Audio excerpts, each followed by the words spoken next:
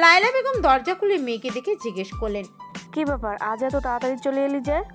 মোহনা জুতা খুলতে খুলতে বলল, শরীরটা ভালো লাগছিল না আম্মু, তাই চলে এসেছি। আচ্ছা যা, গিয়ে ফ্রেশ হয়ে নে। রুমে এসে মোহনা বিছানায় গা এলিয়ে দেয়।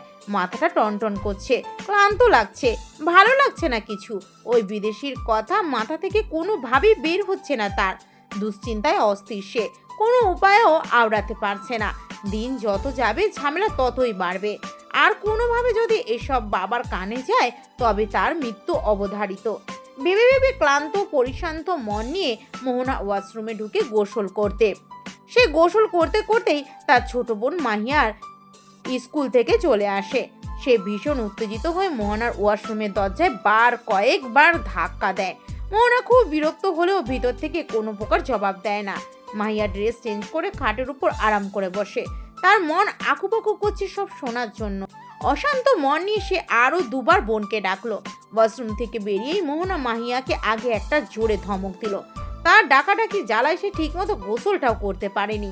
কিন্তু মাহিয়া এসবে মাথা না ঘামিয়ে উল্টো খুব উত্তেজিত হয়ে মোহনাকে জিজ্ঞেস করলো, এ আপু, কি হয়েছে বলো না? মোহনা জবাব না দিয়ে চুল মুছতে লাগলো। মাহিয়া তাকে পুনরায় একই প্রশ্ন করলো। মোহনা বিরক্ত হলো এতে, বলল, কি হবে, কিছুই হয়নি। আরে তুমি না ওই বিদেশি ছেলেটার সাথে দেখা করবে বলেছিলে, তা করেছো দেখা? মোহনা ভেজা টাওয়ালটা বিছানায় উপর ছুঁড়ে মারলো। রাগী গলায় বলল। হ্যাঁ, দেখা করেছি। মাহিয়া আরো বেশি চটপটে হয়ে পড়ল। উদ্বিগ্ন কণ্ঠে বলল। কি কথা হয়েছে তোমাদের? মোহনা ফোঁস করে নিঃশ্বাস ছেড়ে বলল, ওই পোলা বলেছে সে নাকি আমাকে ছাড়া তার দেশে ফিরে যাবে না। সে নাকি আমাকে বিয়ে করবে, আমার বাসায় এসে মা বাবার সাথে কথা বলবে। আল্লাহ, কি সাংঘাতিক! তারপর তুমি কি বলেছো? আমরা সবাই ওর কাছে ক্ষমা চেয়েছি, অনেক বোঝানোর চেষ্টা করেছি, কিন্তু ও মনে হয় খুব তেরা। এত সহজে মনে হচ্ছে না বুঝবে। মোহনার চোখে মুখে চিন্তার ছাপ দেখে মাহিয়া বলল, থাক, চিন্তা করো না আপু, তুমি ওকে আর পাত্তা দিও না, তাহলেই হবে। আর ফেসবুক থেকেও ব্লক করে দাও, যেন ও তোমার সাথে কোনোভাবে যোগাযোগ করতে না পারে। হ্যাঁ, ঠিক বলেছিস, দাঁড়া এখনই ওকে ব্লক করছি। যেমন কথা তেমন কাজ।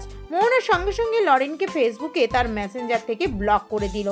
এবার যেন কিছুটা হলেও শান্তি পাচ্ছে সে। লোকটার ফোন আর আজাইরা মেসেজ থেকে তো অন্তত রেহাই পাবে সে।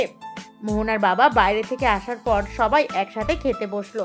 খাবার মাঝে মোহনার বাবা বললেন, জানো তো মোহনার মা, আগামী সপ্তাহে নাকি আব্দুলের ছেলে অরূপ দেশে আসছে।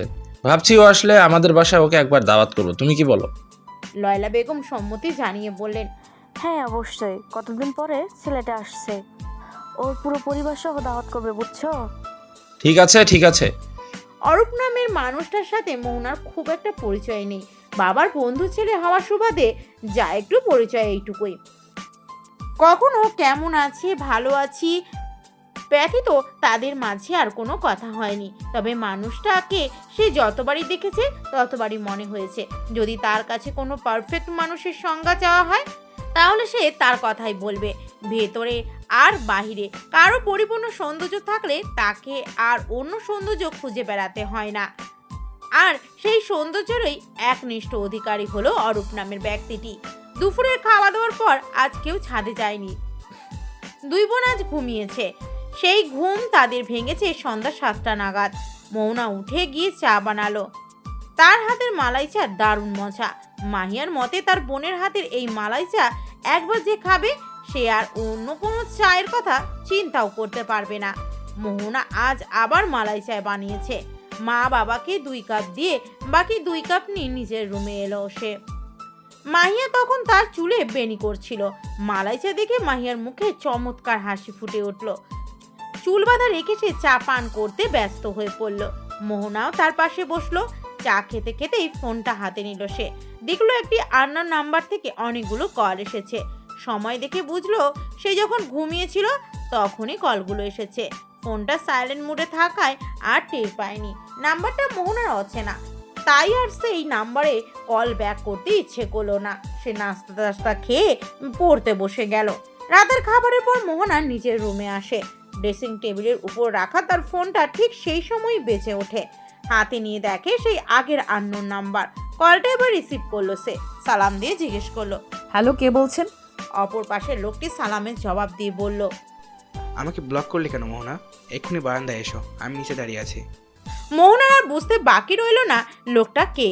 ভয়ে তার গলা শুকিয়ে যাচ্ছে তখন। এত রাতে লোকটি তার বাসার নিচে, কি ভয়ানক ব্যাপার। ফাঁকা মস্তিষ্কে সে ভেবে পাচ্ছে না কি করবে। কলের ওপারের ব্যক্তিটি তখন বলল, আমি অপেক্ষা করছি তো মোহনা, কাম ফার্স্ট। মোহনা দ্রুত বারান্দার কাছে গেল। গিয়ে দেখলো সত্যি সত্যি রাস্তার উপরে লরিন দাঁড়িয়ে আছে। তার মুখটা ঝাপসা, তবে শরীরের গঠন দেখে তাকে চেনা যাচ্ছে। লরিন দূর থেকে মোহনাকে দেখে তৃপ্তি পেল খুব। উল্লাসিত কণ্ঠে বলল। আই মিস ইউ মোহনা। মোহনা কপাল কুচকালো, বলল। আপনি আমার নাম্বার কিভাবে পেলেন? লরিন হেসে বলল। It's a magic. মোহনা রেগে গিয়ে বলল, আমার সাথে ঠাট্টা করছেন? বলুন আমার নাম্বার কোথায় পেয়েছেন? কে দিয়েছে আমার নাম্বার আপনাকে? কেউ দেয়নি।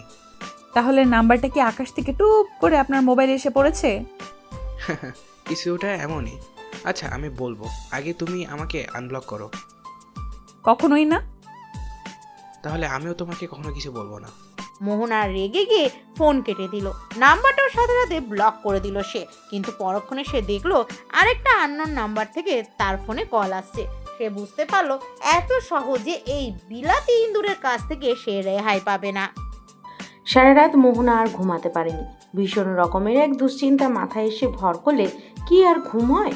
কে জানতো সামান্য একটা গেম তার জীবনটা এতটা বেদনাময় করে তুলবে। এমন জানলে কখনোই সে ওই লোকটাকে মেসেজ দিত না, কখনো তার সাথে প্রেমের অভিনয় করতো না। কিন্তু ওই যে ভাবিয়া করিও কাজ করিয়া ভাবিও না, তাই এখন আর ভেবেই বাকি হবে। মোহনা ভার্সিটির জন্য তৈরি হচ্ছিল। আরেকটি রোদ ঝলমলে দীপ্ত সকাল। বিছানার পাশে জানালা দিয়ে অনেক রোদ রুমে এসে তাদের বিশাল অস্তিত্বের জানান দিচ্ছে। কিছুক্ষণ আগে মাহিয়া ওই স্কুলের জন্য বেরিয়েছে। মোহনার মন খুব একটা ভালো নেই। আনমনা হয়ে চুল বাঁধছে আর কি যেন ভাবছে। এতটাই আনমনা সে যে তার পাশে কখনো সে এসা দাঁড়িয়েছে সেই খেয়ালও তার নেই। এসা তার কাঁধে হাত রেখে তাকে ডাকতেই যেন হুঁশ ফিরে পায় সে। এসাকে দেখে ভ্রু কুঁচকে বলে, তুই বাসায় এলি যে? তুই আমাদের উপর রেগে আছিস তাই না? মোহনা চুল বাঁধতে বাঁধতে বলল, কই না তো। কাল থেকে সবাই কতগুলো মেসেজ দিয়েছি, কারণ মেসেজই তুই রিপ্লাই দিসনি। ভালো লাগছিল না তাই। আমরা সরি রে দোস্ত, আমাদের জন্যই তোর এত দুশ্চিন্তা।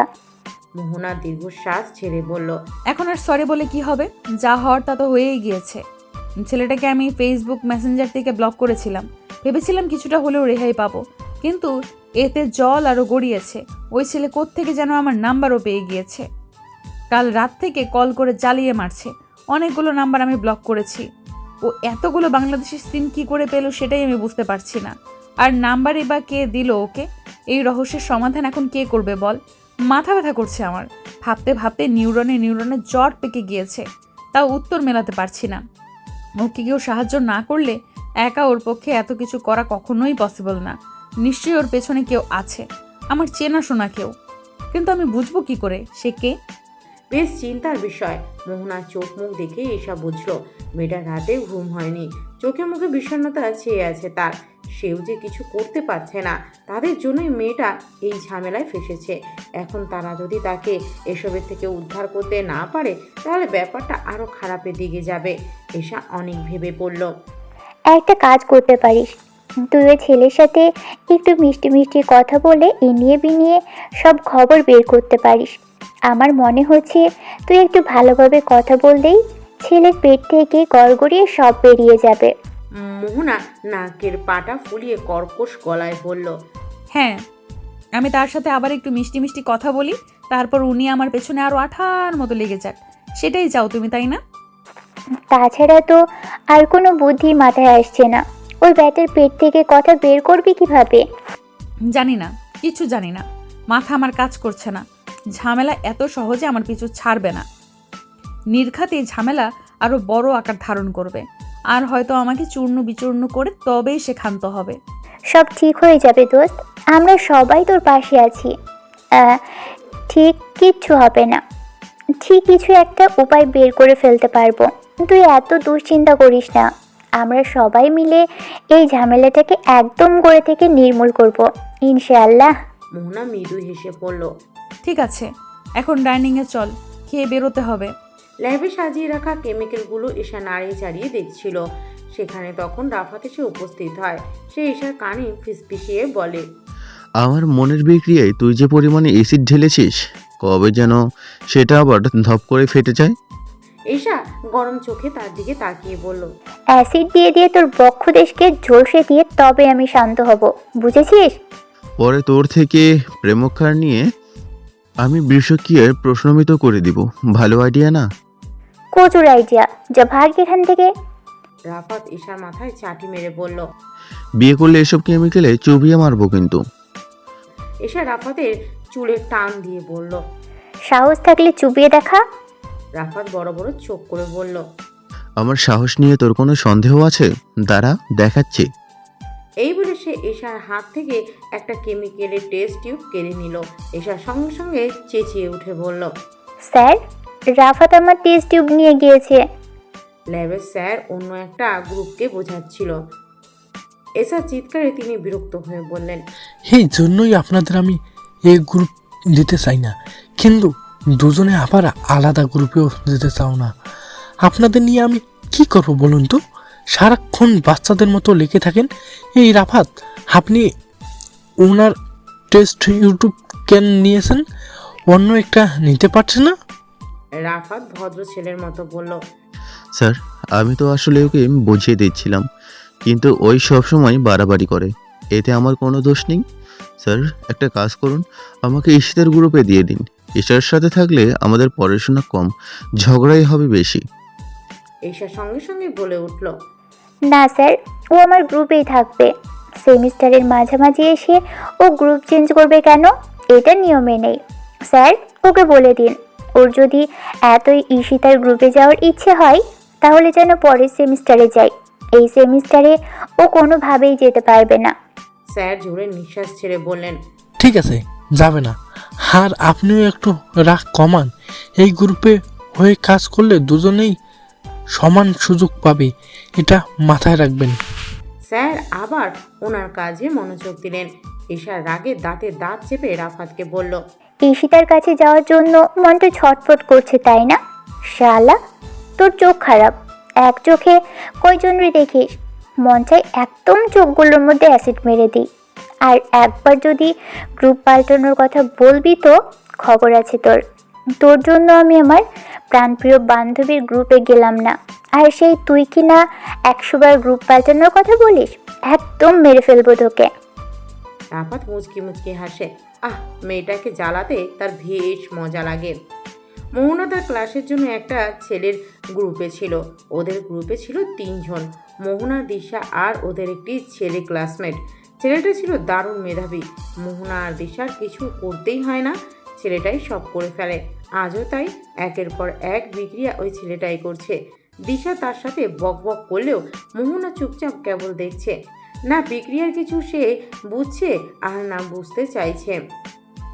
এই মুহূর্তে তার মাথার ভিতরে যে বিক্রিয়া চলছে সেই বিক্রিয়ার সমাধান খুঁজে পাচ্ছে না সে। ল্যাব শেষ করে বাইরে বেরিয়ে ফোনটা হাতে নেয় মোহনা। স্ক্রিনের উপর দেখে একটা মেসেজ লেখা ছিল, ক্লাস শেষ হলে বলো, তোমাকে নিতে আসবো। এই ছোট্ট একটা মেসেজেই মোহনার বিগড়ানো মনটা আরও বেশি বিগড়ে গেল। রাফাত আর ঈশাকে দেখালো মেসেজটা। রাফাত প্রচণ্ড রেগে গিয়ে বলল, চল একসাথে দেখা করি, দেখি বেটা একবারে এবার কি বলে। গেটের বাইরে গিয়ে দেখলো সত্যি সত্যি সেখানে লরিন এসে উপস্থিত। মোহনা তাকে দেখে বিরক্ত চোখে ঈশার দিকে তাকালো। ঈশার চোখে মুখেও বিরক্তির ছাপ স্পষ্ট। রাফাত ঈশা আর মোহনাকে দাঁড়াতে বলে নিজে গেল লরিনের কাছে। লরিন তাকে খেয়াল করেনি।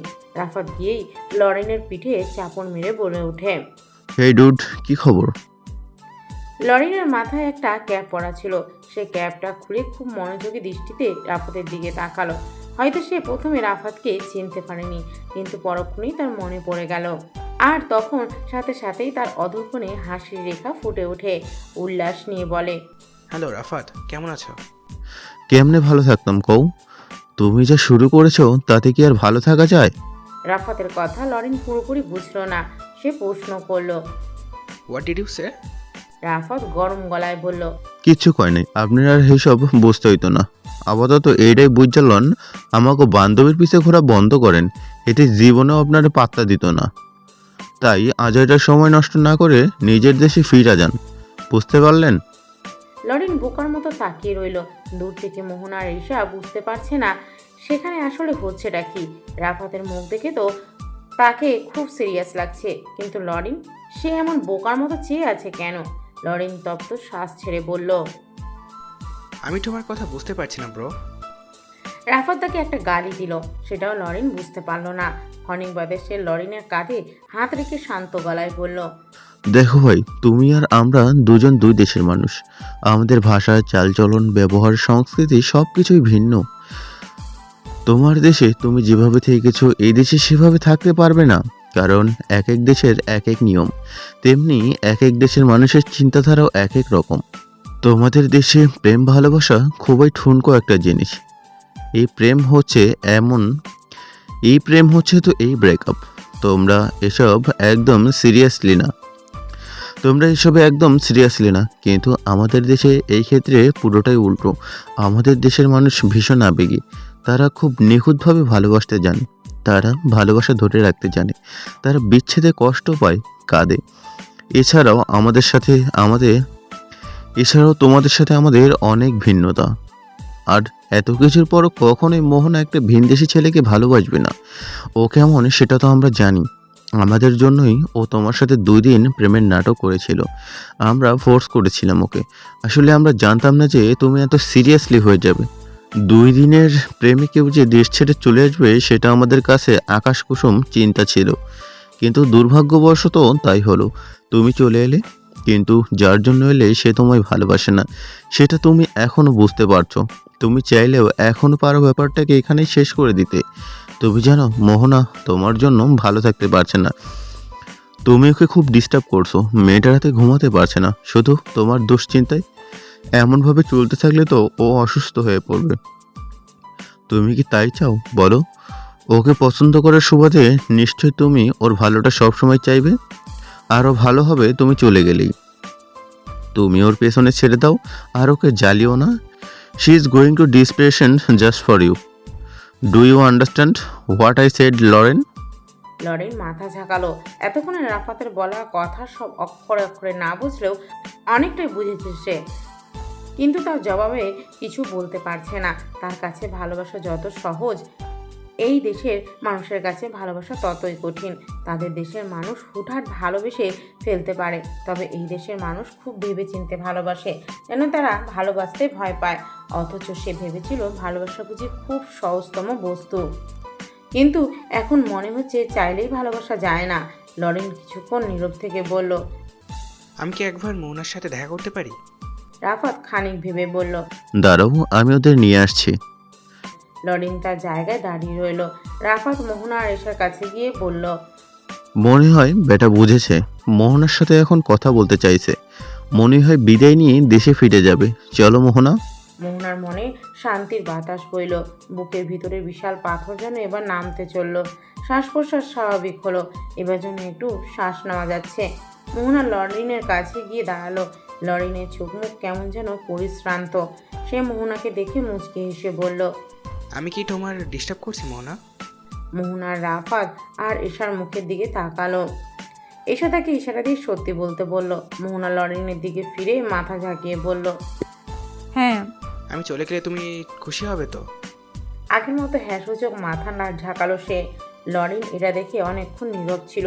মোহনা ভাবছে এবার লরিন কি বলবে। নিশ্চয়ই চলে যাওয়ার কথা, কিন্তু লরিন তা বলল না।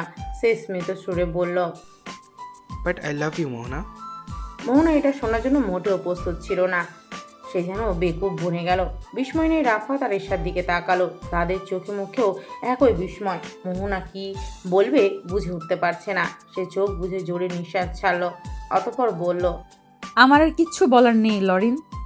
আপনি হয়তো বুঝতেই চাইছেন না, আর যে বুঝতে চায় না তাকে জোর করেও বোঝানো যায় না। এখন আপনার যা খুশি আপনি তাই করেন। কতদিন আমার পেছনে ঘুরবেন? একদিন না একদিন তো ঠিকই বিরক্ত হবেন। আমি না হয় ততদিন পর্যন্ত আপনাকে সহ্য করে নিব। মোহনা তার কথা শেষ করে এশার হাত ধরে চলে যাচ্ছিল। লরিন তখনই পিছন থেকে ডেকে বলল, আচ্ছা আমরা কি ভালো বন্ধু হতে পারি? মোহনা পিছে ফিরে চাইল। লরিনের চোখে কেন যেন খুব আকুতি দেখলো সে। একজন বিদেশি মানুষও যে এত বেশি আবেগী হয় এটা লরিনকে না দেখলে সে বুঝতো না। লরিনের উৎসুক মনে মোহনার উত্তরের অপেক্ষা করছে। মোহনা দীর্ঘশ্বাস ছেড়ে বলল, সরি, আমার পক্ষে আপনার সাথে বন্ধুত্ব করাও সম্ভব না। আপনার জন্য এখন এটাই ভালো হবে যে আপনি এসব কিছু ভুলে এবার দেশে ফিরে যান। সেখানে নিশ্চয়ই আপনার পরিবার আপনার জন্য অপেক্ষা করছেন। মোহনা রিক্সা থেকে রিক্সায় উঠে গেল। লরির নির্বাক চোখে চেয়ে থেকে মোহনার যাওয়া দেখলো। রাফাতও চলে গেল। পিছন থেকে তখনই কে যেন বলে উঠল। হাই লরিন। লরিন পিছনে ফিরে তাকালো। মেয়েটিকে চিনল না বোধ হয়। মেয়েটি হেসে বলল, আমাকে চিনতে পারছেন না? আমি দিশা, মোহনার ফ্রেন্ড। লরিন চিনল। মৃদু হেসে বলল। হ্যাঁ হ্যাঁ, চিনেছি। দিশা তার দিকে 2 কদম এগিয়ে এসে বলল, মোহনা আজও আপনার সাথে রাগ দেখিয়েছে? আপনি ওর পিছনে কেন পড়ে আছেন? ও তো আপনাকে পাত্তাও দিচ্ছে না, শুধু শুধু অপমানিত হচ্ছেন। আপনার আশেপাশে তো আরও মেয়ে আছে, তাদের কাউকে চোখে পড়ে না? যে মেয়ে পাত্তা দেয় না তার পিছনে ঘুরছেন। লরিন হতাশ গলায় বলল, বিকজ আই লাইক হার। উফ, এমন পছন্দ হয়েই থাকে। পছন্দ হলেই যে একদম পিছিয়ে পড়ে যেতে হবে এমন তো কোনো কথা নেই। আপনি বরং এখন আমার সাথে চলুন। আমাদের দেশে এসেছেন, আমাদের দেশটা একটু ঘুরে দেখবেন না? এই বলে দিশা লরিনের হাত ধরে বলল, চলুন, আপনাকে একটা সুন্দর জায়গায় নিয়ে যাই। দেখবেন সেখানে গেলে আপনার মন ভালো হয়ে যাবে। লরিন না করলো না। ছেলে মানুষ আবার মেয়েদের সরাসরি না করতে পারে না, তাই সেও পারেনি। দিশার সাথে এক ক্ষণিক ভ্রমণের উদ্দেশ্যে বেরিয়ে যায় সে। সকাল সকাল মাহিয়া বায়না ধরলো সে স্কুলে যাবে না, সে আজ ঘুরতে যাবে। বাবা এতদিন পর এসেছে, এখন ঘুরতে না নিয়ে গেলে আবার অনেক দিনের জন্য বাসায় বন্দি হয়ে যেতে হবে তার। কিন্তু বাবাকে যে সরাসরি গিয়ে ঘুরতে যাওয়ার কথা বলবে সেই সাহসও পাচ্ছে না সে। মোহনাকে অনেকবার অনুরোধ করেছে বাবাকে বলার জন্য, কিন্তু মোহনাও বাবার ভয়ে কিছু বলতে পারছে না। তাই এখন মাহিয়া তার মার পিছনে পিছনে ঘুরছে। লাইলা বেগমের মাথা সকাল থেকেই মাহিয়া নষ্ট করে ফেলেছে বাবাকে ঘুরতে নিয়ে যাওয়ার কথা বলার জন্য। অবশেষে শত চেষ্টার পর তার মা রাজি হলেন। মা রাজি না হয়েও উপায় নেই, মেয়েটা যা জ্বালাচ্ছিল। টেবিলে খেতে বসেছে সবাই। খাবার মাঝখানেই হঠাৎ মাহবুব সাহেব বললেন, কি ব্যাপার মাহিয়া, তুমি আজ এখন স্কুলে যাওনি যে? মুখের খাবার মুখে নিয়ে ঘাপটি মেরে বসে রইল মাহিয়া। মাকে চোখের ইশারায় বাবাকে বোঝাতে বলল। লায়লা বেগম খানিকটা নড়ে বসলেন, নিজেকে কিছুটা ধাতস্থ করে বললেন, তুমি কি আজকে একটু ফিরে আসো? কেন? গম্ভীর স্বরে প্রশ্ন ছুড়লেন মাহবুব সাহেব। লায়লা বেগম আমতা আমতা করে বললেন, না মানে তুমি যদি একটু ফিরে থাকতো তাহলে আজ একটু মেয়েদের নিয়ে ঘুরতে যাবো ভাবছি। ওদের স্কুল ভার্সিটি খোলা না? মাহিয়া সঙ্গে সঙ্গে জবাব দিল। না বাবা, বন্ধ। মোহনা আতকে উঠল, এ তো পুরা মুখের উপর মিথ্যা কথা। মেয়েটার কি সাহস! মাহবুব সাহেব ভ্রু কুঁচকে বললেন, আজকে আবার কিসের বন্ধ? ওই বাবা, আসলে আমাদের স্কুলে একটা প্রোগ্রাম আছে, তাই আজ আর ক্লাস হবে না। আচ্ছা, কিন্তু মোহনার ভার্সিটি তো খোলা। না না, পুরো ভার্সিটি অফ। মোহনা রাগী চোখে তাকালো, তাকে কিছু বলার সুযোগ পর্যন্ত দিচ্ছে না। মাহিয়া চোখ পিটপিট করে মোহনাকে ইশারা দিল। মাহবুব সাহেব মোহনাকে জিজ্ঞেস করলেন, তোমার ভার্সিটিতেও কি প্রোগ্রাম মোহনা? না, তবে আজকে আমার তেমন কোনো ইম্পর্ট্যান্ট ক্লাস নেই, তাই আজকে ভার্সিটিতে না গেলেও চলবে। হ্যাঁ হ্যাঁ বাবা, চলো না আজ একটু বাইরে থেকে ঘুরে আসি। মোহনা হালকা হাসার চেষ্টা করে বলল। মাহবুব সাহেব অনেক ভেবেচিন্তে বললেন, ঠিক আছে, খেয়ে দে রেডি হও। মাহিয়া খুশিতে আত্মহারা। বাবা যে এত সহজেই রাজি হয়ে যাবে সেটা তো ভাবতেই পারেনি। খুশিতে সে খাবারই গিলতে পারছে না। মোহনা বেলকনিতে গিয়ে তার গাছগুলো দেখছে।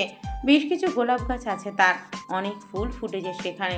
ফুলের গাছগুলোতে পানি দিয়ে মোহনা আবার রুমে ফিরে আসে। এসে দেখে মাহিয়া অনেকগুলো ড্রেস বের করে কোমরে হাত দিয়ে দাঁড়িয়ে আছে। মোহনা তখন তাকে ধমক দিয়ে বলে, এখনো এইভাবে দাঁড়িয়ে আছিস কেন? তাড়াতাড়ি রেডি হ। কোন ড্রেসটা পরি বলতো? যে কোনো একটা পর না রে বাবা, এত কনফিউজড হওয়ার কি আছে? বোনকে বলে মোহনা আলমারি খুলে একটা ড্রেস নিয়ে ওয়াশরুমে চলে যায়। মোহনা রেডি হয়ে ফোন নিয়ে বসলো। দেখলো এশা আর রাফাত তাকে অনেকগুলো কল দিয়েছে। সে তাদের মেসেজ দিয়ে জানিয়ে দিল যে সে আজ ভার্সিটিতে যাবে না। তারপর কিছুক্ষণ ফোন ঘাটলো সে। একটা ব্যাপার খেয়াল করলো যে কাল থেকে লরিন কাল থেকে লরিন আর তাকে কোনো কল দেয়নি, তাকে বিরক্ত করেনি। হয়তো সে বুঝতে পেরেছে, যদিও মোহনার মনে কোথাও একটা ঠিকই খারাপ লাগা কাজ করছিল। এই কয়দিনে সে এটা বুঝেছে যে ছেলেটা আসলে খুব সরল সোজা। ছেলেটার সাথে সত্যি তারা অন্যায় করেছে, কিন্তু যদি ছেলেটা বিদেশি না হয়ে দেশি হতো তাহলে হয়তো মোহনা একবার হলেও ভেবে দেখত। কিন্তু এখন ওকে নিয়ে ভাবতেও মন সায় দেয় না তার। খারাপ লাগলেও বাস্তবকে তা মেনে নিতেই হবে। মাহিয়া মুখ গোমরা করে হারছে। মোহনা তার পিছনে পিছনে গিয়ে বলল, কিরে, ঘুরতে এসেও মুখ এমন প্যাঁচার মতো করে রেখেছিস কেন? মাহিয়া ফ্যাচ ফ্যাচ করে বলল, বাবাকে একটু ঘুরতে নিয়ে যাওয়ার কথা বললেই বাবা এই লালবাগের কেল্লায় নিয়ে আসে। কেন, দুনিয়া থেকে ঘোরার জায়গার অভাব পড়েছে?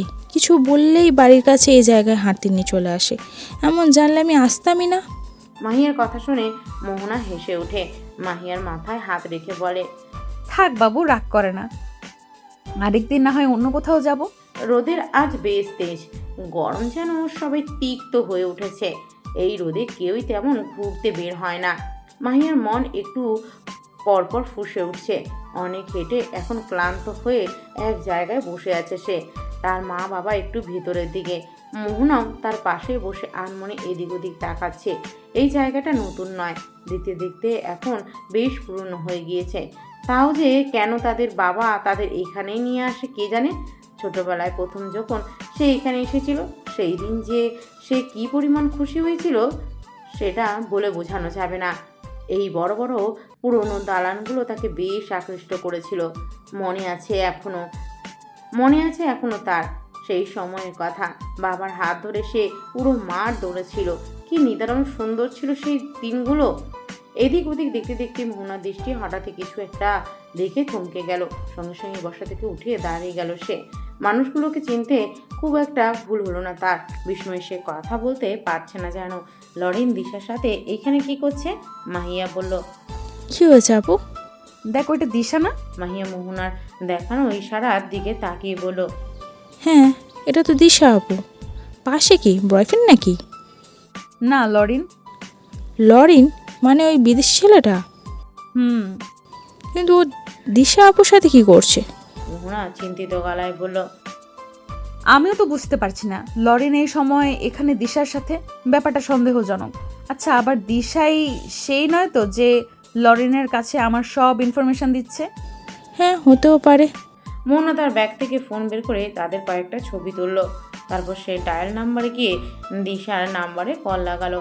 প্রথম কয়েকবার দিশা কলটা কেটে দিচ্ছিল, কিন্তু মোহনার লাগাতার কলের কারণে বাধ্য হয়ে এক পর্যায়ে তাকে কলটা রিসিভ করতে হলো। হ্যাঁ বল। দিশা, কই তুই? কেন? আমি তো বাসায়। আজ ভার্সিটিতে আসবি না? না রে দোস্ত, শরীরটা একটু খারাপ, তাই যেতে ইচ্ছে করছে না। ও তাই? শরীরটা খুব খারাপ তাই না? ইস, শুনে খুব খারাপ লাগছে। আচ্ছা শোন, আমাদের ক্লাস তো শেষ, আমরা বরং এখন তোর বাসায় চলে আসি, কি বলিস? না না, কেন? কষ্ট করে আমার বাসায় কেন আসতে যাবি? তুই না অসুস্থ, দেখবি আমাদের দেখে একদম সুস্থ হয়ে যাবি। দিশা ইতস্তত কণ্ঠে বলল, না মানে আমি ঠিক আছি, আমার তেমন কিছু হয়নি, একটু মাথা ব্যথা শুধু। তোদের এর জন্য আবার কষ্ট করে আসতে হবে না, ক্লাস শেষ হলে বাড়িতে চলে যা। আচ্ছা, তাহলে আসবো না, তুই রেস্ট নে, কাল দেখা হবে। কল কাটার পর দিশা যেন হাঁপ ছেড়ে বাঁচল। আর একটু হলেই বিশাল গন্ডগোল লাগতো। সে লরিনকে বলল, আমাকে এখন যেতে হবে লরিন, কাল আবার কথা হবে, এখন আসি, বাই। দিশা তাড়াহুড়া করে সেখান থেকে চলে গেল। দিশা চলে যাওয়ার পর লরিনও আর সেখানে দাঁড়ালো না। সেও তার গন্তব্যের উদ্দেশ্যে রওনা দিল। ওয়াশরুম থেকে ফ্রেশ হয়ে এসে মোহনা তার ব্যালকনিতে গিয়ে দাঁড়ালো। মাহিয়াকে পাঠালো 2 কাপ চা বানিয়ে আনতে। এশারের নামাজ তখন শেষ হয়েছে মাত্র। অনেক মুসল্লিরা রাস্তার পাশ দিয়ে হেঁটে বাড়ির দিকে যাচ্ছে, কেউ আবার একপাশে দাঁড়িয়ে খোশ গল্প করছে। সেই দৃশ্য দেখতে দেখতেই হঠাৎ মোহনা দেখলো লরিনের মতো দেখতে একটা ছেলে মাথায় টুপি দিয়ে রাস্তার সাইড দিয়ে হেঁটে যাচ্ছে। আকস্মিক এমন দৃশ্যে মোহনা আরও সতর্ক হলো। খুব গভীর মনোযোগে দেখতে লাগলো ছেলেটাকে। কেন যেন মনে হলো ছেলেটা লরিন। দূর থেকে মুখটা অতটা বোঝা যাচ্ছে না। ছেলেটা মোহনার বাসা পার হয়ে বেশ খানিকটা পথ চলে গিয়েছে, কিন্তু মোহনা তার উপর থেকে এখনো দৃষ্টি ফেরায়নি। আর তখনই সেই ছেলেটাও একবার ঘুরে তাকালো। দূর থেকে সে স্পষ্ট আলোকে মোহনাকে দেখতে পেল। মোহনাও এবার বুঝতে পারলো এটাই লরিন। সে নামাজ পড়ছে। তাহলে কি ও মুসলিম? লরিন বেশিক্ষণ তাকালো না। সে তৎক্ষণাৎ দৃষ্টি সরিয়ে উল্টো পথে হাঁটা ধরে। মোহনাও আর তাকে দেখতে পায় না। লরিন চলে যাওয়ার পর মোহনার রুমে চলে আসে। ফোনটা হাতে নিয়ে সে লরিনকে ফেসবুকে আইডিটা আনব্লক করে আইডিতে ঢোকে। স্ক্রল করতে করতে তার সব পোস্ট দেখতে থাকে। বেশ কিছু পোস্টে নিচে যেতেই সে তার আগের বছর ঈদের ছবি দেখতে পায়। তার পাশে আরও অনেক মানুষ ছিল, হয়তো সবাই তার পরিবারের লোকজন। একটা ছবিতে সে মাঝে ছিল আর পাশে দুজন বৃদ্ধ লোক ছিল, একজন মহিলা আর একজন পুরুষ। তাদের দেখেই মোহনার মাথায় প্রথম যে চিন্তাটা এলো সেটা হলো মানুষ দুজন নিশ্চয়ই লরিনের মা বাবা। বৃদ্ধ লোকটির সাথে লরিনের চেহারার মিল আছে। লরিনের মতো তার চেহারাও হালকা লম্বাটে ধরনের। আরও কিছু পোস্টে নিচে গেল সে। লরিনের আরও বেশ কিছু ছবি পেল, হয়তো বন্ধু বান্ধব নিয়ে কোথাও ঘুরতে যাওয়ার ছবি। অনেকক্ষণ মোহনা লরিনের আইডি ঘেটে দেখলো। ততক্ষণে সে তার চাও শেষ করে ফেললো। একটা আশ্চর্যের জিনিস হলো, লরিনের আইডিতে সে এখনও অবধি তেমন কোনো মেয়ের ছবি পায়নি। এর নিচে আছে কি না জানে না, তবে এইটুকু পর্যন্ত তেমন কোনো মেয়েকে দেখতে পায়নি সে। সব দেখে আইডিটা আবার ব্লক করে ফোনটা পাশে রাখলো। তারপর সে মাহিয়াকে উদ্দেশ্য করে বলল, জানিস মাহিয়া, লরিন ছেলেটা না ভালো, খুব বেশি যে ভালো তা বলছি না, তবে ভালোই। মাহিয়া তার কাছে এগিয়ে এসে বলল। খুব সুন্দরও, তাই না? মোহনা বিরক্ত গলায় জবাব দিল, বিদেশি ছেলেরা এমনি সুন্দর হয়। না, কে বলেছে তোমায়? সব ছেলে সুন্দর হয় না। অনেকে শুধু গায়ের রংটাই ধবধবে ফর্সা, কিন্তু চেহারা সুন্দর না। কিন্তু লরিন যেমন ফর্সা তেমনি দেখতে সুন্দর। আমার কাছে তো ওকে টাইটানিক ছবির জ্যাকের মতো লাগে। হয়েছে হয়েছে, এখন একটু বেশিই বলে ফেলছিস। এই আপু, ও জ্যাক হলে তুমি ওর রোজ, বা কি দারুণ ব্যাপার। এবার একটা জাহাজ পেলে আমরাও টাইটানিক 2 চ্যাপ্টার বানিয়ে ফেলবো, কেমন? মোহনা হেসে ফেলে বোনের কথা শুনে। মাহিয়াও তার হাসি দেখে আরো বেশি উৎসাহিত হয়। আর তার এইসব আজগুবি কথা তখন চলতেই থাকে। পরদিন সকালে মোহনা ভার্সিটিতে গিয়ে দেখে দিশা ক্লাসে বসে খাতায় কিছু লিখছে। সে দিশার পাশে গিয়ে বসে, আস্তে করে জিজ্ঞেস করে, তোর শরীর এখন কেমন? আগের থেকে সুস্থ আছিস তো? দিশা ভ্রু কুচকে বলে, আমার আবার কি হয়েছে? পরক্ষণই থতমত খেয়ে বলল, না মানে কালকে একটু শরীর খারাপ ছিল, তবে আজকে একদম ঠিক আছি। ওকে হাসি ফুটিয়ে মোহনা বলল। যাক ভালো। মোহনা আর কথা বাড়ালো না। দিশাও অন্যদিকে ফিরে ফোন দেখতে লাগলো। কিছুক্ষণ পর রাফাত আর এশাও চলে এলো ক্লাসে। রাফাত অন্য একটা বেঞ্চে বসলো আর এশা বসলো মোহনার পাশে। এশা মোহনা আর দিশাকে উদ্দেশ্য করে জিজ্ঞেস করলো, তোরা দুজন কাল ভার্সিটিতে আসিসনি কেন? দিশা মাথা ঘুরিয়ে তাকিয়ে বলে, আসলে আমি একটু অসুস্থ ছিলাম বলে আসিনি, কিন্তু মোহনা তো এসেছিল। কই, মোহনাও তো আসেনি। দিশা মোহনার দিকে তাকিয়ে বলল, এই মোহনা, তুই না বললি তুই কাল ভার্সিটিতে এসেছিস? মিথ্যে বলেছিস? মোহনা কিঞ্চিত হেসে বলল। দিশা তখন নাক মুখ কুচকে বলল, কেন? এখানে মিথ্যে বলার কি ছিল? ওই ইচ্ছে হলো আর কি, মাঝে মধ্যে একটু একটু মিথ্যা বলা লাগে, না হলে মানুষ তো সব কথা সত্যি বলে ধরবে না, বুঝেছিস? দিশা বুঝলো না। কিছুক্ষণ রাগী চোখে সে মোহনার দিকে তাকিয়ে থেকে আবার ফোন টিপে মনোযোগ দিল। এসার বোধগম্য হলো না কিছুই। সে ভ্রু উঁচিয়ে জিজ্ঞেস করলো, কি হয়েছে? মোহনা মুচকি হেসে বলল, কিছু না। দুটো ক্লাস শেষ, তৃতীয় ক্লাসের আগে আধ ঘন্টা ব্রেক। এই আধ ঘন্টা মোহনা, ঈশা আর রাফাত তাদের ক্যান্টিনে বসে কাটায়। খাবারের মধ্যে ওই একটা সিঙ্গারা আর 1 কাপ চা খাওয়া পরে তাদের। এসা সিঙ্গারায় বড়সড় এক কামড় বসিয়ে বলল, এবার বল, সকালের কাহিনীটা কি হলো? রাফাত কপালে ভাঁজ ফেলে বলল, কি কাহিনী? মোহনা জানে সব। এই মোহনা, বল। মোহনা চায়ের কাপটা রেখে টেবিলের ওপর 2 হাত রেখে একটু ঝুঁকে বসলো। এরপর গভীর নিঃশ্বাস ছেড়ে সব ঘটনা তাদের বলতে আরম্ভ করলো।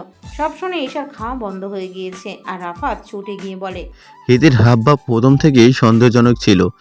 শালা হেতির ভোলাচন্দ্রকে রেখে এখন আবার এই বিদেশির পেছনে পড়লো কেন? কি জানি, আমিও তো তাই ভাবছি। এসা গটগট করে পানি গিলে বলল, আরে, মায়ের স্বভাবই এমন, সুন্দর পোলা দেখলেই মনের ভিতর কাতুকুতু দিয়ে ওঠে। রাফাত বাঁকা চোখে তাকিয়ে বলল, মনের ভিতরে আবার কুতু কুতু কেমন দেয়? এসব তুই বুঝবি না, তুই বরং এক কাজ কর, কিছুদিন দিশার উপর নজর রাখ। যদি সেই ব্যক্তি হয় তবে ওকে আমরা কঠিন শাস্তি দিব। তোর এইসব কঠিন শাস্তি আমার ভালো করে জানা আছে। শাস্তির নামে সারা বছর অ্যাসাইনমেন্ট ওকে দিয়েই করাবি, ফাঁকিবাজ কোথাকার। এসা ভাব নিয়ে বলল, না, এবার এর থেকেও কঠিন শাস্তি হবে। অ্যাসাইনমেন্টের সাথে সাথে প্রেজেন্টেশনের স্লাইডগুলো ওকে দিয়েই তৈরি করাবো। ভালো আইডিয়া না? কেউ আর তার এই প্রশ্নে জবাব দেয় না।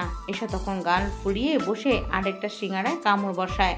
ভার্সিটি থেকে ফেরার পথে মোহনা এশাকে নিয়ে একটা সুপার শপে যায় কিছু কেনাকাটা করতে না, একটু এসির বাতাস খেতে। তবে সেখানে গিয়ে এটা ওটা দেখতে দেখতে একজোড়া ঝুমকো মোহনার খুব পছন্দ হয়ে যায়। কুন্দনের উপর কাজ করা বেশ বড় আর ভারী ছিল ঝুমকোগুলো। দাম বলেছিল 1200 টাকা। দাম শুনে কেনার ইচ্ছা মোহনার ফুস হয়ে গেল। এই টাকা দিয়ে সে সুন্দর একটা জামা কিনে ফেলতে পারবে। এত টাকা দিয়ে ঝুমকো কিনে পরা আর টাকাকে পানিতে ফেলে দেওয়া একই কথা। সে এশাকে নিয়ে বেরিয়ে গেল। হেঁটে হেঁটেই বাড়ি ফিরছিল দুজন। এশার বাড়ি আগে বাড়াতে সে বাড়িতে চলে যায়। বাকি রাস্তা মোহনাকে একা যেতে হবে। আর কিছুটা পথ সামনে যেতেই কোত্থেকে যেন একটা বাচ্চা ছেলে তার কাছে দৌড়ে আসে। একটা প্যাকেট মোহনার দিকে এগিয়ে দিয়ে বলে, মোহনা প্যাকেটটা হাতে নিয়ে জিজ্ঞেস করলো, কি এটা? কিন্তু ছেলেটা কিছু না বলে এত জোরে দৌড়ে পালালো যে মোহনা আর তার হদিশই পেল না। সে রাস্তার মাঝে হতভম্ব হয়ে দাঁড়িয়ে থেকে কেবল সেই প্যাকেটটাই দেখতে লাগলো আর ভাবতে লাগলো, এটা কে পাঠিয়েছে।